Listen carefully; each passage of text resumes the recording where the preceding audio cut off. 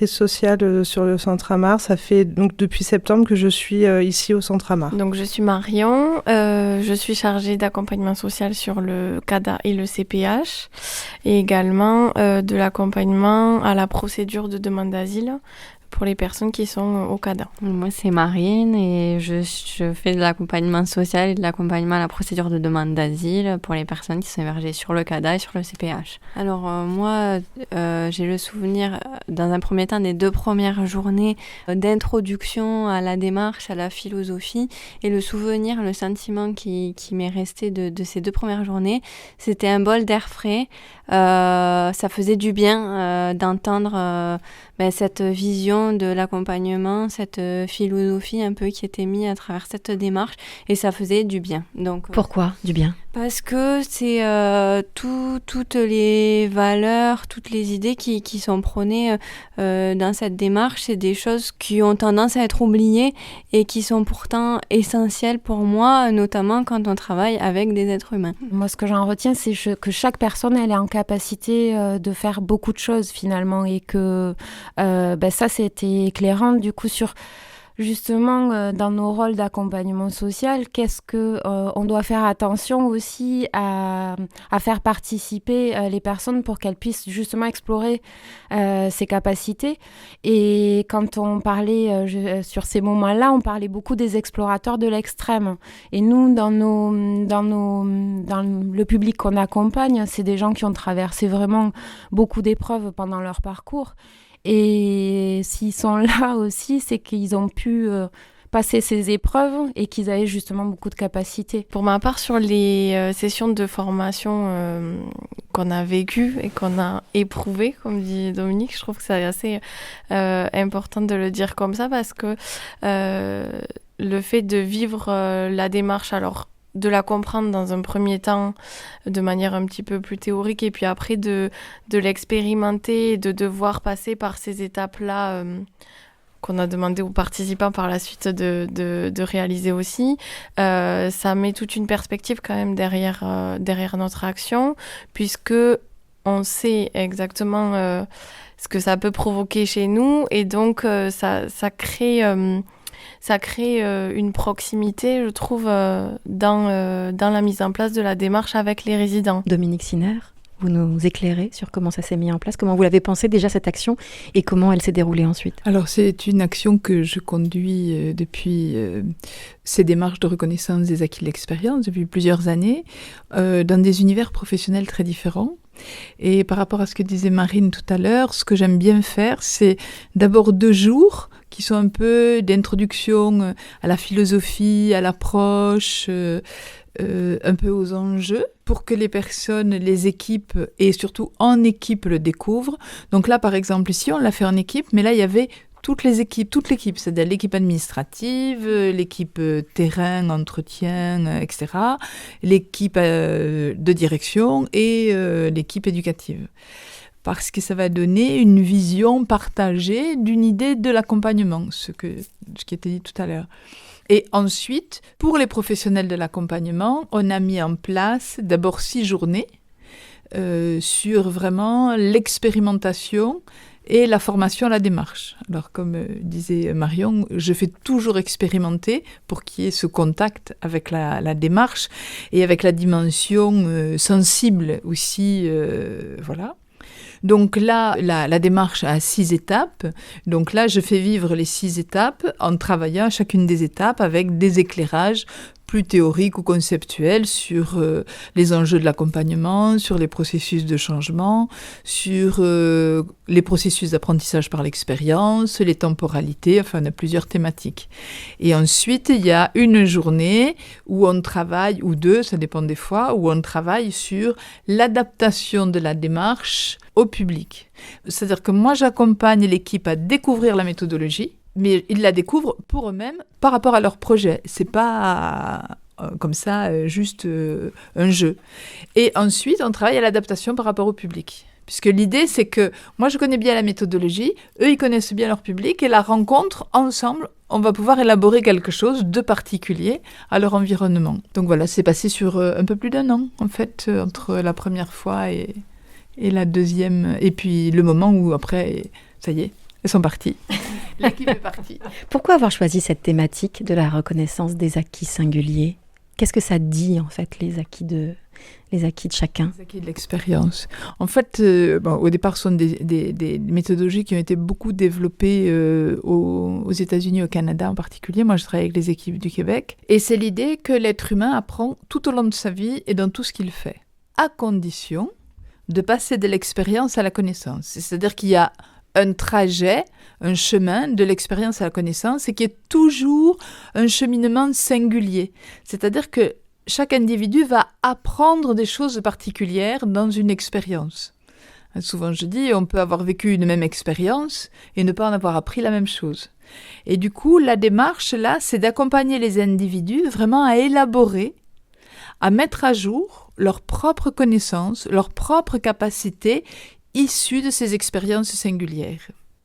Et moi, je me suis un peu plus spécialisée dans le fait de travailler à partir d'expériences qui sont culturellement ou traditionnellement non valorisées. Donc là, la trajectoire des réfugiés, ça peut être l'accident, la maladie, la rupture économique, etc. Ces événements dont souvent qu'on va soigner, pour certains, et remettre dans le cadre, mais après, il faut oublier. En fait, comme je pense qu'on n'oublie rien, l'idée, c'est plutôt de transformer en force, plutôt que d'essayer d'oublier ou de passer à autre chose comme ça. Une fois que vous les avez éprouvées, ces expérimentations, ces expériences, du coup, lors de ces 6 journées, est-ce qu'il a été facile de les mettre en œuvre avec vos publics de l'association ? Alors en fait, ça nous a fait changer aussi un petit peu notre regard sur l'accompagnement et rapidement, en fait, il a été décidé du coup pendant ces moments-là d'accompagner un petit peu les personnes différemment que ce que l'on pouvait les accompagner auparavant et du coup on avait des dossiers pour chaque personne. Donc, du coup, il a été décidé en équipe de pouvoir rendre les dossiers aux personnes et qu'elles puissent se saisir et que nous, finalement, on n'avait pas à garder des documents, ces dossiers, et que c'était elles qui étaient responsables aussi de leurs documents et de tout ce qu'elles pouvaient recevoir comme courrier et tout ça. Donc ça a été une première des décisions qu'on a pu prendre en équipe. On a aussi décidé de mettre en place des permanences aussi pour que les personnes elles puissent venir et puis poser une question quand elles en avaient besoin et puis pas forcément finalement qu'il n'y ait pas un référent qui puisse être associé mais qu'elles puissent rencontrer finalement n'importe quel accompagnateur social pendant ces moments-là. Et puis après, ça a été des décisions qu'on a prises en fait au fil du temps. Ce qu'on a dû faire aussi, c'est donc adapter la méthode que Dominique nous avait présentée aux personnes qu'on allait accompagner, avec une contrainte non négligeable qui est la contrainte de l'interprétariat et du budget de l'interprétariat. Et c'était très important pour nous qu'on propose aux personnes de participer du coup à cette expérience dans leur langue maternelle. Moi, j'insiste sur le fait que les gens parlent dans leur langue maternelle, y compris quand ils connaissent bien le français, parce que c'est déjà difficile de prendre conscience des capacités qu'on a. Donc, quand il faut en même temps faire ce chemin de la conscience vis-à-vis de soi et de la traduction, c'est très complexe. Et je vois déjà en français, les francophones souvent me disent « Oh, mais qu'est-ce qu'on manque de vocabulaire ?» Alors, s'il fallait le trouver dans une langue étrangère, c'est impossible. Donc, il y a quelque chose d'une intimité à soi qui se travaille, d'où l'importance de la langue maternelle. Est-ce qu'il y avait d'autres contraintes liées au public de l'association Amar, à ce public de gens réfugiés ? Je ne sais pas si on peut parler de contraintes, mais en tout cas, quelque chose qui est présent, c'est qu'on accompagne quand même une majorité de personnes qui est en demande d'asile et qui attend une réponse à sa demande d'asile, à sa demande de protection. Donc, qui peut être potentiellement protégée ou non. Et donc, on travaille avec cette variable-là et les étapes de la procédure d'asile qui peuvent générer plus ou moins de stress, plus ou moins d'angoisse chez les personnes qu'on accompagne. C'est aussi quelque chose à prendre en compte, je pense, quand on parle de la question de projet. L'idée de se projeter dans un futur plus ou moins proche, c'est quelque chose qui, dans les premiers temps de mise en place de la démarche, ont été assez perturbant peut-être pour les participants, puisqu'on était sur quelque chose de l'ordre de imaginer ce que je peux faire de ce que je suis en train de vivre maintenant, tout en étant pleinement conscient que là, aujourd'hui, en tant que demandeur d'asile, je suis dans une contrainte administrative qui est très importante et que mon avenir en France, il n'est pas du tout assuré. Le fait de parler de projets, il y a des automatismes aussi au niveau de peut-être des projets professionnels. Dans leur situation, ils ne peuvent pas travailler parce qu'ils n'en ont pas l'autorisation. Donc c'est vrai que c'est un travail qu'on a fait sur les premiers instants peut-être de clarification et de mettre vraiment un sens personnel, intime à ce que je sais faire, ce que je peux en faire et bien préciser que c'est pour soi et pas forcément dans quelque chose de normalisé au sens de ce que la société pourrait attendre de ce type de formation et de ce qu'on entend habituellement par de l'expérience et des acquis et des compétences. Là, c'était vraiment sortir de ce cadre un peu assez restrictif qui est la situation des demandeurs d'asile pour que les participants puissent se saisir pour eux-mêmes de ce qu'ils étaient en train d'apprendre à travers cette session du groupe Élan. On a expérimenté la première fois c'était l'année dernière, donc on a commencé en juillet et on l'a fait sur 5 séances l'année dernière. Donc on a eu 5 après-midi de 3 heures où on a fait cette démarche-là.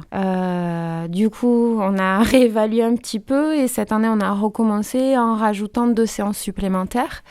Et donc, c'est vrai que les résultats, finalement, en peu de temps, c'est très rapide, quoi. En fait, on ouvre une porte. On ouvre une porte dans ce qui est possible. Ce qui est possible de dire, comment je me dis. Comment vous accueillez tout ça, tout ce qui sort de la porte, du coup? Est-ce que c'est simple pour les professionnels que vous êtes? Du coup, pour réagir, mais j'en parlais tout à l'heure, c'est vrai que... Alors moi, je m'autorise sur l'avant-dernière séance, j'ai pleuré avec eux parce que c'était... c'est des moments qui sont vraiment très chargés en émotions aussi sur ce qu'on nous donne. Moi, aujourd'hui, dans mes accompagnements, en fait, ça m'a complètement bouleversée, en fait. Je veux plus... fermer les portes comme on peut voir parfois du coup, et moi ce qui me semble primordial maintenant dans mon travail et dans les accompagnements avec les personnes, c'est de justement ouvrir les portes, même si on se dit il n'y a pas le temps, on manque de moyens, etc. Mais la parole, en fait, ça participe à beaucoup, quoi. Et quand on voit les effets, en fait, en si peu de temps, et puis voilà, quoi. Et ça demande peu, finalement. Une question. En fait, dans la démarche, on crée beaucoup d'espaces de récits, alors qui sont cadrés par des consignes. Et du coup, moi, j'aimerais bien savoir, pour vous, en tant que professionnel, qu'est-ce que vous avez observé, ça va dans le sens de ce que tu disais, Julie, qu'est-ce que vous avez observé de ce que ça crée, de ce que ça permet, et pour les gens et pour vous aussi, et où est le changement de... Qu'est-ce que c'est qui change ? Ça fait 11 ans, en fait, que je travaille sur Amar.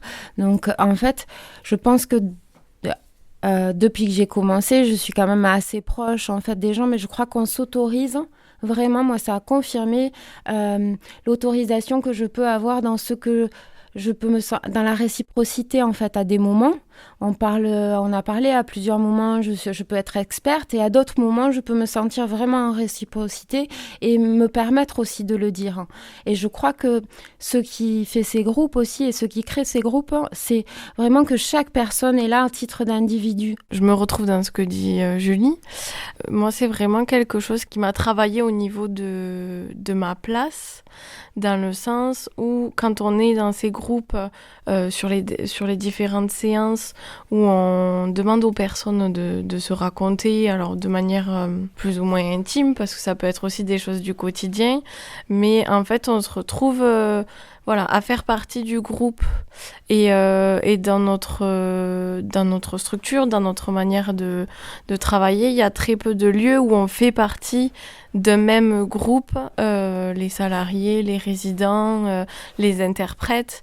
Voilà, on a tendance parfois un peu à cloisonner tout ça. Moi, je suis sortie de l'école il y a peu de temps et c'est vrai que, on parle de posture professionnelle, on parle parfois de proximité, parfois de distance, mais c'est toujours quelque chose de réfléchi, c'est toujours quelque chose de travaillé, de dosé. Et là, dans cet exercice-là, il n'y a pas ça. Parce qu'il n'y a pas forcément le cadre qu'on connaît, on maîtrise pas du tout ce qui se passe. Et donc, on se laisse un petit peu plus être soi-même et vivre avec les personnes ce qu'elles sont en train de nous faire vivre en venant nous chercher, en venant chercher nos émotions par les mots, par des choses qui nous touchent plus que dans un accompagnement classique, en fait. Et les personnes, parce qu'elles ont ce lieu-là pour transmettre leurs émotions, pour exprimer ce qu'elles ont envie de dire, elles s'entendent aussi le dire. Et c'est vrai que ça, je pense que c'est quelque chose de très important dans la démarche que Dominique nous a présentée. C'est le fait de dire les choses et de s'entendre dire. Voilà, pour le comprendre. Le plus qu'apporte la philosophie, la démarche proposée par Dominique, comparé aux formations de travailleurs sociaux classiques qu'on a, c'est que au-delà des belles paroles, au-delà des beaux principes qu'on nous dit beaucoup en formation en école de travail social, dans cette formation proposée par Dominique, on met du concret et on propose une approche concrète pour expérimenter en fait tous ces beaux principes et ces belles choses. Et ça, je trouve que c'est peut-être quelque chose qui manque du coup dans les formations de travail social, mettre du concret derrière ces beaux principes. Mathilde, je ne vous ai pas oublié. Vous n'avez pas participé aux 6 journées aux côtés de Dominique Siner, et pourtant vous vouliez témoigner de ce qui se passe dans ce groupe Élan. Pourquoi je voulais témoigner, c'est parce que tout simplement je suis arrivée au mois de septembre et il y avait la dernière séance de formalisation des compétences. J'ai vu cette séance et j'ai trouvé ça très intéressant et je voyais l'engouement, je voyais comment les personnes qui étaient dans cette formation étaient très avenantes et on voyait qu'ils avaient... pourtant je les connaissais pas, mais je sentais que ils avaient pris de l'assurance d'une certaine manière. Et après aussi, quand il y a eu une journée... sur la santé, j'ai vu encore un couple qui est venu, qui a témoigné des compétences qu'ils avaient. Je me suis dit, mais waouh, quelle chance. Est-ce que ça crée, entre les professionnels que vous êtes toutes, une énergie nouvelle, un élan nouveau, Marine? Oui, je pense que ça nous a donné envie, encore l'envie. Et l'envie qui... Il n'y a pas de caméra, donc... Qui vient du ventre. Voilà, l'envie qui vient du ventre. Et c'est super de pouvoir travailler avec ça, je trouve. Ça demande un investissement en termes de temps et de réflexion aussi qui est assez important. Et les effets, en fait, nous motive et nous encourage à continuer. Je pense que tout le monde aujourd'hui à Amar est capable de dire qu'il a vu l'évolution chez les participants de la première session. Et je pense qu'on verra la même chose sur la deuxième, c'est-à-dire qu'il y a vraiment quelque chose qui se développe chez les participants de l'ordre de la confiance et qui irradie en fait. Moi je le dis souvent, mais je trouve que c'est des personnes qui rayonnent. Malgré tout ce qu'elles ont vécu, malgré la difficulté de la situation, elles sortent des séances ou pendant les séances ou quelques semaines après, quand elles en parlent, il y a quelque chose de très fort qui sort d'eux et qui nous transperce un petit peu. Le propre de la démarche, par rapport notamment à des événements ou des épreuves traversées, c'est de mettre la focale et la lumière sur les capacités et les ressources que les gens ont eues pour traverser ça. C'est-à-dire qu'on sort des logiques d'identifier des difficultés, des problèmes, etc. L'épreuve, c'est vécu, c'est porté comme un constat, c'est quelque chose qui a été vécu, c'est là. Et du coup, ce que nous, on éclaire dans la méthodologie, c'est les capacités qu'il a fallu pour traverser et dépasser l'épreuve. Et c'est ça qui fait que du coup, les personnes vont gagner en conscience de leurs capacités, de leurs forces, ce qui va devenir ensuite une forme de confiance, et c'est le rayonnement dont tu parles. C'est-à-dire que ce qui est à l'œuvre, c'est tout d'un coup, ce que je porte et que j'ai déjà mobilisé, je le mets en lumière. En fait, je dirais que pour moi, c'est aussi un des éléments du cœur de la démarche.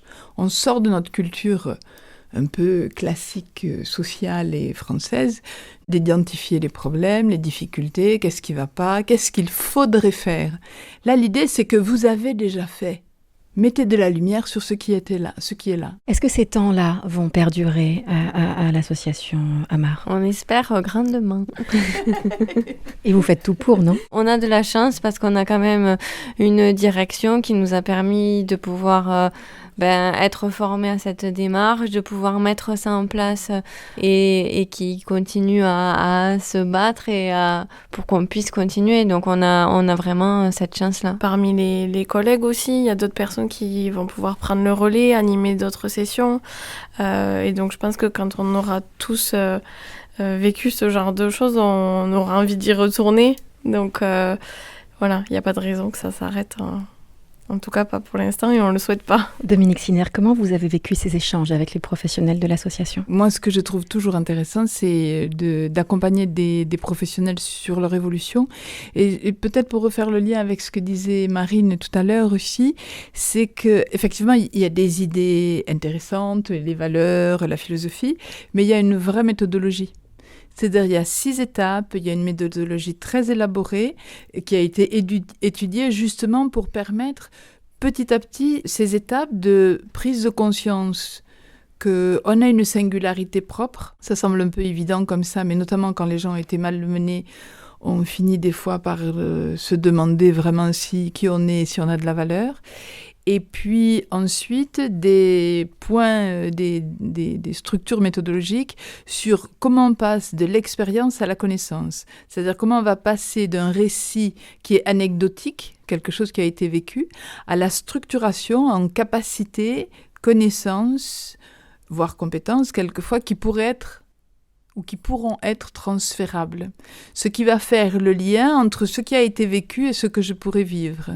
Et ce qui va permettre justement à des personnes d'avoir une certaine conscience de force auquel ils vont pouvoir se confier, d'où la confiance, pour faire des nouvelles choses. Et du coup, pour moi, c'est un régal de travailler avec les professionnels. J'adore. Sylvie Bernadet, vous êtes la directrice de l'association montalbanaise d'aide aux réfugiés et c'est vous du coup qui avez ouvert la porte à cette action dont on parle depuis quelques instants maintenant, cette action reconnaître les acquis singuliers de chacun.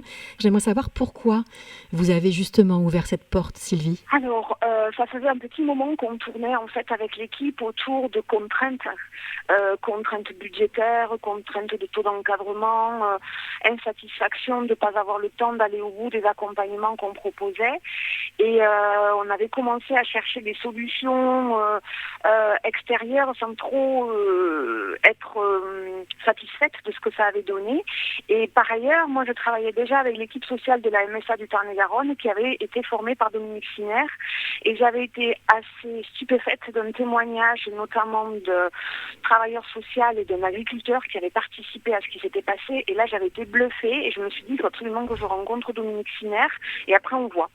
Voilà, donc la porte, c'était mes collègues de la MSA qui avaient déjà testé la démarche avec Dominique. Vous l'avez suivi en partie, vous, cette action ? J'aimerais savoir comment vous l'avez vécue.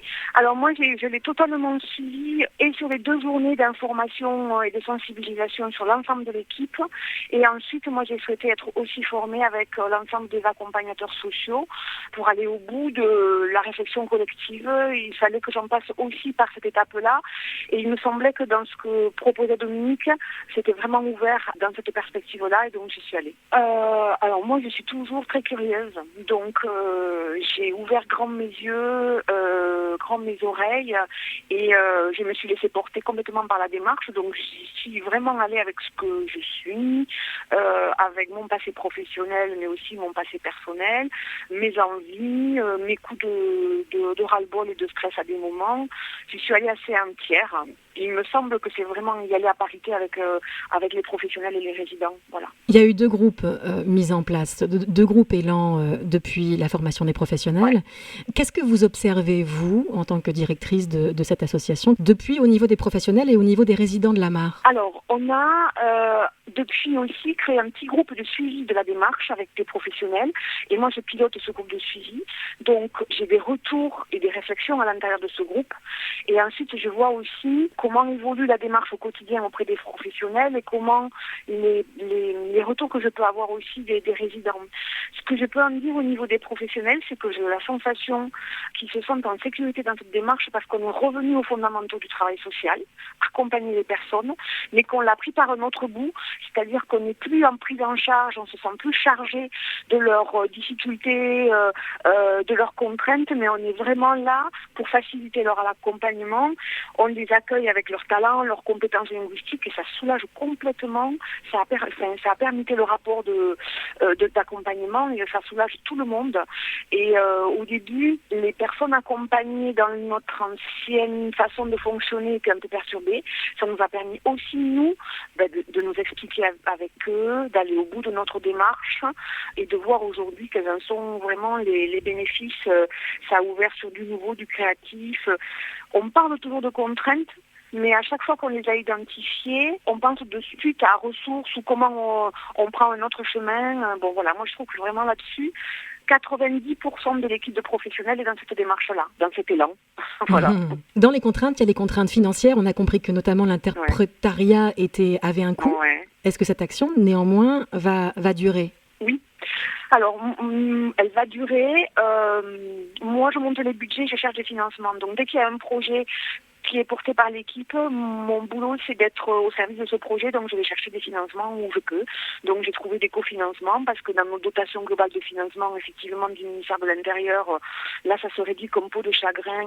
Donc pour tout ce qui est un peu projet nouveau et pertinent, il faut aller chercher ailleurs. Donc moi c'est mon job, je fais ça, donc je vais chercher ailleurs. Et depuis l'an dernier, on travaille avec un nouvel opérateur sur le programme Accélère. Vous avez eu d'ailleurs Julie comme professionnelle qui est venue témoigner. Et dans le programme Accélère, ils ont accepté aussi de partir sur ce programme et ils ont apporté un cofinancement pour la partie interprétariat. Donc voilà. Cette action se diffuse au-delà de la Mare. Ouais, tout à fait. Et ça a l'air de vous faire plaisir. Oui, complètement. Je pense que c'est vraiment de notre responsabilité aujourd'hui au vu de ce qu'on perçoit comme notre transformation dans le paysage social qu'il faut faire savoir qu'il y a des choses qui fonctionnent et les diffuser à l'infini. Ouais, tout à fait. Quel est l'enjeu, selon vous, justement, de faire connaître ce genre de pratique, ce genre de démarche? Notre travail est très complexe. On a de plus en plus de personnes vulnérables et de moins en moins de financements que l'État avait jusqu'à présent et ne nous donne plus.